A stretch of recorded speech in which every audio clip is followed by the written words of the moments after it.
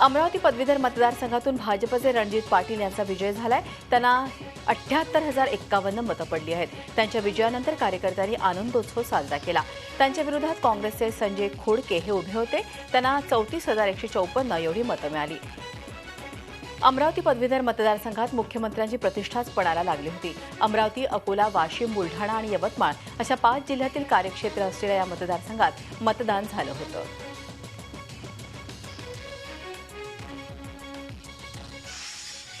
मोदी लाटेला छेद देत नाशिक विधान परिषदेच्या नाशिक विभागीय पदवीधर मतदारसंघ निवडणुकीत पुन्हा एकदा डॉ. सुधीर तांबे यांनी बाजी मारली आहे। त्यांनी संरक्षण मंत्री सुभाष भामरे यांचे जावई डॉ. प्रशांत पाटील यांच्या विरोधात पहिल्याच फेरीत 12,000 मतांनी आघाडी घेतली होती। ही आघाडी अखेरपर्यंत कायम ठेवत तांबेंनी विजयश्री खेचून आणली। निवडणुकीच्या शेवटच्या फेरी अखेर काँग्रेसचे उमेदवार डॉ. तांबे यांना 82,226 मतं मिळाली, तर भाजपचे उमेदवार डॉ. प्रशांत पाटील यांना 39,919 मतं मिळाली, तर भाकपाचे उमेदवार प्राध्यापक प्रकाश देसले हे 3ऱ्या क्रमांकावर होते। विधान परिषदेच्या नागपूर विभागाच्या शिक्षक मतदारसंघाकरता काल पुनर्मतदान झालं। शहराच्या न्यू नंदनवन भागातील एका मतदान केंद्रावर काल मतदानाची प्रक्रिया पार पडली। 3 तारखेला झालेल्या मतदानामध्ये या मतदान केंद्रावर मतदारांनी चुकीचा पेन वापरल्यानं पुनर्मतदान करण्याचे आदेश निवडणूक आयोगानं दिले होते। त्याचप्रमाणे या मतदान केंद्रावर पुन्हा मतदान घेण्यात आलं। आज इथली मतमोजणी होणार आहे। मनपा निवडणुकांच्या प्रचार सभांना आता धडाक्यात सुरुवात झाली आहे। शिवसेना पक्ष गेल्या महिन्यात येऊन गेले आणि काय दणा नुसतं उद्घाटन करून गेले, पण पुढे काय झालं? गेल्या वर्षी तुम्ही आता विसरूनही गेला असता। बाबासाहेबांच्या स्मारकाच्या भूमिपूजनासाठी येऊन गेले। भूमिपूजन करून आता सव्वा वर्ष झालं, एक वीट सुद्धा तिकडे लागलेली नाही। हे तर झालं, परंतु त्या स्मारकासाठी टेंडर नोटीस किंवा टेंडर वर्क ऑर्डर कशातही अद्याप पत्ता नाही। मग कशाला तुम्ही गोरगरिबांना फसवताय? खरं म्हणजे हा कायद्याने गुन्हा ठरतो का काय हे सुद्धा बघावं लागेल। महाराष्ट्राचं सरकार तुम्ही चालवत आहात, मग सरकार सुद्धा चालवत असताना शिवसेनेचा टेकू तुम्हाला लागतो आणि मग मुंबई सुद्धा गेळायची, मग आम्ही तुमची काय धुणी भांडी करायची? हा जो इथे जमलेला सगळा जिवंत जनसागर आहे, हा नुसती काय तुमची धुणी भांडी करायला जन्माला नाही आलेला। हा अस्सल मुंबईकर आहे आणि अस्सल मुंबईकराला अस्सल मुंबईचा पक्ष म्हणजे शिवसेनाच पाहिजे, दुसरी बाकीची भारतीय माणसं नको। एकीकडे शिवसेना भूमिपूजनांवरून भाजपवर सडकून टीका करत असताना मुख्यमंत्र्यांनी मात्र पुन्हा विकासाचा राग आळवलाय। कोस्टल रोडवर ग्रीन स्पेस असेल, तिथे सायकल ट्रॅक करता येईल, पुनर्विकासाच्या इमारतींमध्ये झिरो डिस्चार्ज असेल, पाण्याच्या पुनर्वापरावर भर असेल, असं मुख्यमंत्री म्हणाले। सायकलसाठी काहीतरी योजना इथे सुरू करावी। म्हणजे लंडनमध्ये बार्कलेजनी एक CSR ॲक्टिव्हिटी म्हणून सुरू केलं होतं की कुठूनही सायकल रेंट करता येते। पिकअप झोन आणि ड्रॉप झोन हा कुठेही असू शकतो शहरात, म्हणजे जिकडनं पिकअप केली तिकडेच ड्रॉप करायची गरज नाही आहे। तर असं काही प्रकल्प आपल्याला इथे सुरू करता येईल का? नाही, निश्चित तो करता येईल आणि त्याकरता आपल्याला काही डेडिकेटेड सायकल लेन्स देखील तयार करावे लागतात, जशी MMRD यांनी आता BKCला तयार केलेली आहे। त्यामुळे काय की छोट्या छोट्या डिस्टन्सेस करता मग आपण त्याला सायकल रेंट करण्याकरता ती व्यवस्था त्या ठिकाणी उपलब्ध करू शकतो। आता आपण समजा जो काही कोस्टल रोड करतोय, त्या कोस्टल रोडमुळे जी आपल्याला एक ग्रीन स्पेस रिक्लेम करता येते, त्याच्यावर एक सायकल ट्रॅक आपण जसं विदेशात आपण बघतो की प्रत्येक समुद्र किनाऱ्यावर ग्रीन स्पेस असते आणि त्यात सायकल ट्रॅक असतो, त्याच्यावरती सायकल ट्रॅक जर आपण एक तयार केला तर त्यातनं हे रिक्लेमेशनच्या माध्यमातून आपल्याला ती व्यवस्था उभी केली जाऊ शकते। त्यामुळे मला वाटतं हे चांगलं सजेशन आहे, हे इम्प्लिमेंट करता येऊ शकतं। आशिष शेलार यांचे सेना काँग्रेस मॅच फिक्सिंग वक्तव्य म्हणजे विनोद असल्याचं काँग्रेसचे मुंबई अध्यक्ष संजय निरुपम यांनी म्हटलं आहे। लोकांची कामं न झाल्यानं आता लक्ष विचलित करण्याचा प्रयत्न आशिष शेलार करत असल्याचा आरोपही निरुपम यांनी केला आहे। तिकडे शेलारांच्या वक्तव्यानं शिवसेनेचाही तिळपापड झालाय। शेलारांसारखं घाणेरडं राजकारण करत नाही, हिंमत असेल तर शेलारांनी वॉर्डांची नावं जाहीर करावीत असं आवाहन अनिल परब यांनी दिलं आहे। गुजरातमधील पटेल समाजाचे नेते हार्दिक पटेल मुंबई शिवसेना पक्षप्रमुख उद्धव ठाकरे यांची दुपारी 12 वाजता भेट घेणार असल्याचं सूत्रांनी सांगितलंय। गुजराती मतं शिवसेनेकडे वळवण्यासाठी मोर्चे बांधणी केल्याचं बोललं जात आहे। सोन्यावरचा कर आणि नोटाबंदी यामुळे गुजराती समाज भाजपपासून दुरावल्याचं चित्र आहे। ही मतं आपल्याकडे वळवण्याचा शिवसेनेचा प्रयत्न आहे। ठाण्याच्या श्रीनगर परिसरातील प्रभाग क्रमांक 16 मध्ये शिवसेनेतर्फे प्रचाराचा नारळ फोडताना शिवसेनेचे उमेदवार आणि त्यांच्या विद्यमान नगरसेविका असलेल्या पत्नी यांच्यात जोरदार रणकंदन झालं. उमेदवार माणिक पाटील प्रचाराचा नारळ फोडत असताना विद्यमान नगरसेविका असलेल्या संगीता पाटील घटनास्थळी आल्या. त्यांनी इतकी वर्ष कुठे होता असा प्रश्न पती माणिक पाटील यांना विचारला. त्यावरून पती पत्नीमध्ये जोरदार भांडणं झाली. भांडणात माणिक पाटील यांनी प्रचाराचा नारळ भिरकावल्यानं संगीता पाटील यांच्या डोक्याला मार लागला. माणिक पाटील आणि संगीता पाटील यांच्यातले वाद आता परिसरात सर्वश्रुत आहेत. त्यांचा वाद आता न्यायालयातही प्रलंबित आहे. महापालिका निवडणुकीमध्ये शिवसेनेनं बोरीवलीतून सुशिक्षित उमेदवार असलेल्या बालरोग तज्ज्ञ डॉक्टर शिल्पा सांगोरे यांना तिकीट दिलेलं आहे. त्यामुळे डॉक्टर सांगोरे यांनी महापालिकेतल्या डॉक्टरकीचा राजीनामा देऊन वॉर्ड क्रमांक 17 मधून निवडणूक लढण्याचा निर्णय घेतलाय. त्यांची लढत भाजपच्या बीना दोशी यांच्याशी होईल. मी फक्त एकच कारणसाठी उतरली आहे, that is only social cause आणि सोशल सर्व्हिस. आमच्या कामासाठी लोक आम्हाला ओळखतात. खेचणं वगैरेचे प्रयत्न तरी आम्ही डॉक्टर म्हणून काहीच करत नाही. आम्ही फक्त आमचं कामं करणार आणि आमच्या कामामुळे लोक आम्हाला जाणणार. महाराष्ट्राच्या तुकडे पाडणाऱ्यांना सोडणार नाही असा स्पष्ट इशारा उद्धव ठाकरेंनी दिल्यानंतर भाजपचे प्रदेशाध्यक्ष रावसाहेब दानवेंनी त्यावर उत्तर दिलंय. असंतोष असताना राज्याचं विभाजन होता कामा नये अशी भाजपची भूमिका असल्याचं रावसाहेब दानवेंनी म्हटलंय. ते सोमवारी पुण्यात प्रचाराचा नारळ फोडल्यावर पत्रकारांशी बोलत होते. भाजप छोट्या राज्यांच्या संकल्पनेला नेहमीच पाठिंबा देत आलाय, पण त्याचा अर्थ जनतेला मान्य नसताना विभाजन करणं हा भाजपचा अजेंडा नसल्याचं दानवेंनी स्पष्ट केलंय.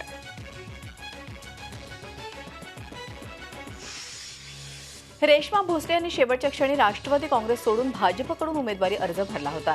रेश्मा भोसले यांची उमेदवारी राज्य निवडणूक आयोगाच्या सूचनेनुसार वैध ठरवण्यात आली आहे. राज्य निवडणूक आयोगाचे सचिव आणि पुणे महापालिका उपायुक्त यांनी दिलेल्या लेखी स्पष्टीकरणात्मक आदेशानुसार भोसले यांचा उमेदवारी अर्ज वैध ठरवत असल्याचं निवडणूक निर्णय अधिकाऱ्यांनी म्हटलं आहे. निवडणूक अधिकाऱ्यांवर भाजपचा दबाव आहे असा आरोप काँग्रेसनं केला होता. त्याला या निर्णयानं पुष्टीच मिळाली आहे. असाच प्रकार काँग्रेसच्या रवींद्र धंगेकर यांच्या बाबत झालाय. मात्र त्यांचा अर्ज आता बाद करण्यात आला. मी हायकोर्टात जाणार आहे. आता हायकोर्टात जाणार, निवडणूक अधिकाऱ्यावर कारवाई करा म्हणून सांगणार आहे. आणि भारतीय जनता पार्टीच्या सर्व नेत्यांनी मॅनेज झालेले आहे. काँग्रेस महाराष्ट्र प्रभारी मोहन प्रकाश यांच्यासमोर मुंबई काँग्रेसच्या सरचिटणीस पदावर असलेल्या विलास रुपवते यांच्या कार्यकर्त्यांनी गोंधळ घातला.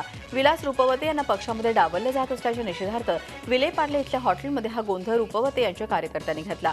यावेळी जमलेल्या कार्यकर्त्यांनी मोहन प्रकाश, राहुल गांधी आणि संजय निरुपम यांच्या विरोधात जोरदार घोषणाबाजीही केली. तर काँग्रेस गरीब आणि दलित विरोधी असल्याचा आरोप या कार्यकर्त्यांनी केला. शिवसेना, भाजप, काँग्रेस अशा सगळ्याच पक्षांनी मुंबई महापालिकेच्या निवडणुकीसाठी जोरदार प्रचार सुरू केला आहे. यंदा महापालिकेच्या निवडणुकीत एमआयएमनंही उडी घेतली आहे. मुंबईतल्या मुस्लिम बहुल भागात एमआयएमच्या सभाही सुरू झाल्या आहेत. पक्षाचे विद्यमान आमदार वारिस पठाण यांनी सोमवारी डोंगरीमध्ये सभा घेतली. गेल्या 15 वर्षात काँग्रेस, राष्ट्रवादी, समाजवादी पक्ष यापैकी कोणीही मुस्लिम समाजाला आरक्षण दिलेलं नाही. उलट काँग्रेस सेक्युलर असल्याचं सांगून नेता सेना भाजपला मदत करत आली असा घणाघाती आरोप यावेळी वारिस पठाण यांनी केला आहे. मुंबई महापालिका निवडणुकीच्या प्रचारातही पंतप्रधान नरेंद्र मोदींची जादू बघायला मिळते. विशेषतः महिला वर्गानं प्रचाराची नवीन कल्पना शोधून काढली आहे. महिला उमेदवारही मोठ्या संख्येनं हजर आहेत.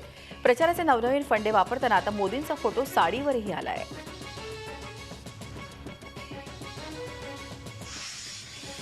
नाशिक महापालिका निवडणुकीत शिवसेनेच्या 10 उमेदवारांचे एबी फॉर्म रद्द करण्यात आले आहेत. त्यामुळे हे सर्व उमेदवार आता अपक्ष म्हणून निवडणूक रिंगणात आहेत.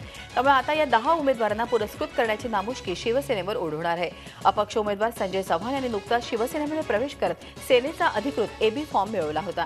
तांत्रिक चुकीमुळे त्यांचाही एबी फॉर्म रद्द ठरवण्यात आल्यानं त्यांच्यावरही अपक्ष लढण्याची वेळ आली आहे. शेवटी निवडणूक निर्णय अधिकाऱ्यासमोर त्यावेळेला ते वेळेत फॉर्म न दिल्या गेल्यामुळे तिथं एक आमचे 4 उमेदवार तिथे आम्हाला अपक्ष म्हणून हे करावे लागले. आता निवडणूक आयोगाच्या जे काही नियम त्यांनाही लागतील की त्यांना एखाद्या वेळेस ते चिन्ह धनुष्यबाणाचं चिन्ह न मिळता त्यांना अपक्ष म्हणून धरण्यात येईल. अशा प्रकारे या 2 आणि 2 प्रभाग आणि हे 2 एवढंच. महापालिका निवडणुकांमध्ये अनेक उमेदवार काही विक्रम प्रस्थापित करतात. पिंपरी चिंचवडच्या प्रभाग क्रमांक 15 मध्ये राष्ट्रवादीचे उमेदवार RS कुमार असाच विक्रम प्रस्थापित करण्यासाठी तयार आहेत. सलग 6 वेळा नगरसेवक असलेले RS कुमार आता 7व्यांदा नशीब आजमावत आहेत. RS कुमार यांच्यासोबत त्यांच्या प्रभागातून माजी महापौर राजू मिसाळ, भारती फरांदे, ज्योती भालेराव हे उमेदवार रिंगणात आहेत. RS कुमार यांचा या निवडणुकीमध्ये विजय झाला तर पिंपरी चिंचवड महापालिकेत 7 वेळा निवडून येण्याचा विक्रम करणारे ते एकमेव नगरसेवक असतील. जिल्हा परिषद निवडणुकीच्या माध्यमातून पवार कुटुंबातील चौथी पिढी राजकारणात प्रवेश करते. शरद पवारांचे नातू रोहित पवार यांनी पुणे जिल्हा परिषद निवडणुकीसाठी बारामतीतून अर्ज दाखल केला आहे. रोहित पवार हे अजित पवारांचे पुतणे आहेत. अजित पवार यांचे बंधू राजेंद्र पवार यांचे रोहित हे पुत्र आहेत. त्यामुळे यापुढे राज्याला आणखीन एक नव्या काका पुतण्याचे राजकारण बघायला मिळणार आहे. इलेक्शन म्हटलं तर एक राजकारणाचा एक भाग झाला, पण खरं बघितलं तर मी याला एक समाजकारण म्हणून बघतो आणि याच्यातून फक्त मी ज्या एरियातून मी उभं राहिलं आहे आणि त्या एरियामधले जे लोक असतील, शेतकरी असतील, मजूर असतील, यूथ असतील, महिला असतील, यांच्या ज्या अडचणी असतील, इन्फ्रास्ट्रक्चरच्या असतील, एज्युकेशनच्या असतील, हेल्थच्या काय असतील, तर याच्या सोडायचा मी प्रयत्न करेन. सांगली जिल्हा परिषद आणि पंचायत समिती निवडणुकीत तासगाव तालुक्यात AB फॉर्मच्या मुद्द्यावरून राष्ट्रवादी आणि भाजपमध्ये वाद निर्माण झालाय. मुदत संपल्यानंतर भाजपच्या उमेदवारांचे AB फॉर्म कोरेच असल्याचा आरोप दिवंगत RR पाटील यांच्या कन्या आणि राष्ट्रवादीच्या नेत्या स्मिता पाटील यांनी केला आहे. तसंच या अर्जांवर भाजप जिल्हाध्यक्ष आणि प्रदेशाध्यक्षांचाही सह्या नसल्याचा दावा त्यांनी केलाय. राष्ट्रवादीचे नेते अविनाश पाटील आणि स्मिता पाटील निवडणूक कार्यालयात गेले असता त्यांना हा प्रकार आढळून आला. त्यामुळे त्यांनी निवडणूक अधिकाऱ्यांना निलंबित करण्याची मागणी केली आहे.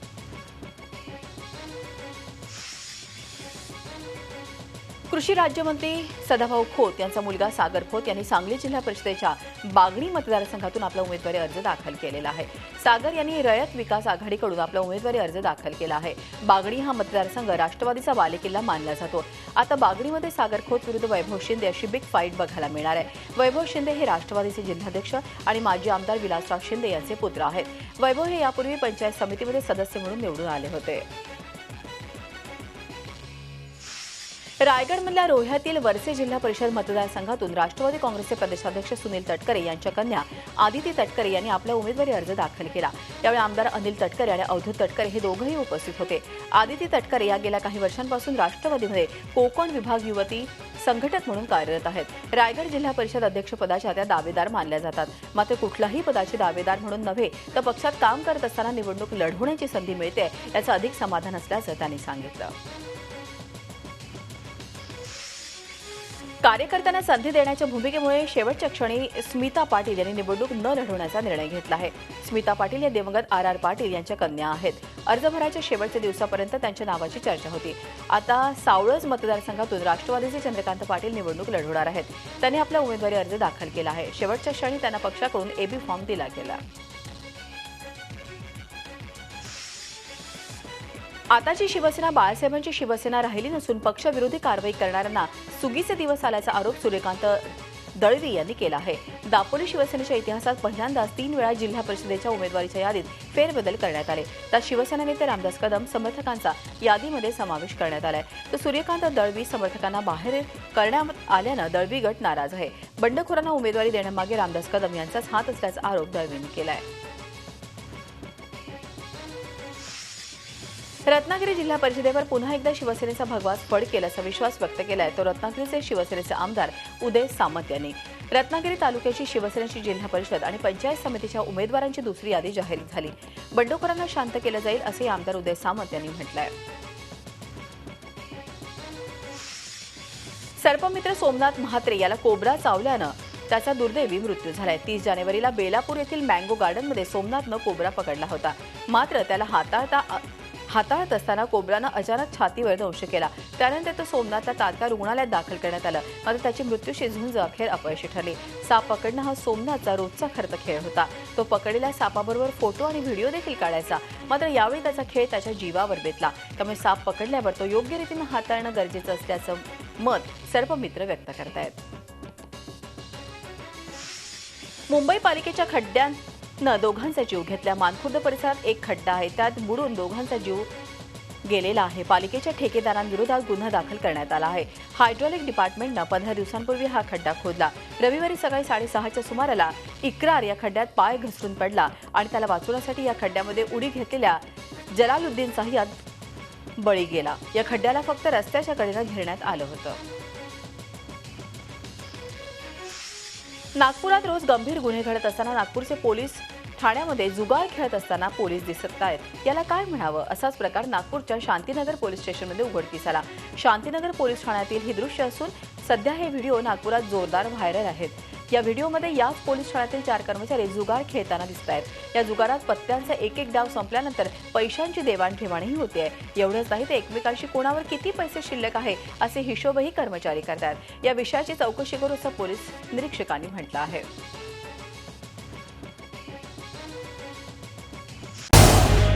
झी 24 तास रहा एक पाऊल पुढे.